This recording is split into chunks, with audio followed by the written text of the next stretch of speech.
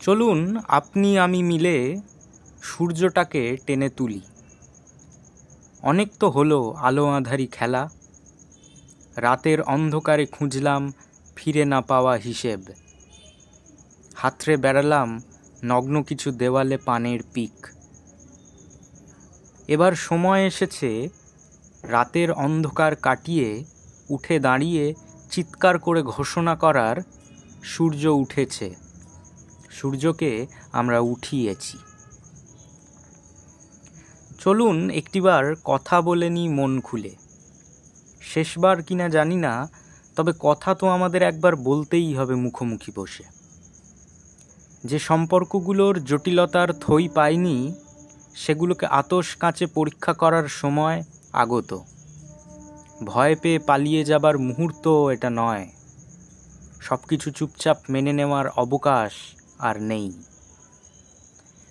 তবে আপনাকে কিছুটা সহযোগিতা করতেই হবে, নইলে পুরসভার ভাঙা কলের জলের সাথে আপনি আমি দুজনেই নষ্ট হয়ে যাব ড্রেনের পোকায়। ডিপ্রেশনে পড়ে আত্মহত্যা কিছু হয়ে যাক, সেটা আমি চাই না।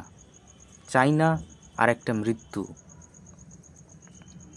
আপনার মানুষ চেনার দক্ষতা, কর্মকুশলী চরিত্র কিংবা আমার কল্পনা করার মনটা, ইংরেজ আমলের পাখার ব্লেডে কেটে রক্তবৃষ্টি হোক, সেটা আমি চাই না।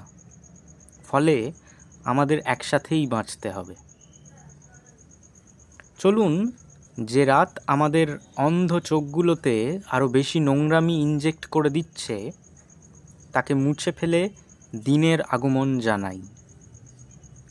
যে শুকনো কুঞ্জলতা ফুলগুলো আপনার ডিভোর্স পেপারের ভাঁজ থেকে উঁকি মারছে, সেই ফুলগুলো সমেত কাগজখানা পুড়িয়ে ফেলি, আর গঙ্গায় ভাসিয়ে পবিত্র করে ফেলি আপনার দেহ। না না, ভয় পাবেন না, আপনার মতো আমিও আহত। আমারও জামার ভেতর অনেক অপমানের ক্ষতচিহ্ন। পাশে কেউ না থাকলেও বাঁচতে হবে আমাদের। জন্মানোর সময় আপনি কোনো দায়িত্ব কাঁধে করে নিয়ে আসেননি এই সমাজে। যেটুকু আত্মত্যাগ করেছেন তা ধরে নিন বোনাস। কিন্তু এবার সচেতন হন, যেখানে সেখানে হাসাহাসি বন্ধ করে পাশে নিন আমার মতো সিরিয়াস লোকেদের। চলুন আমরা সকলে আরেকবার সূর্যটাকে টেনে তুলি অন্ধকার আকাশে।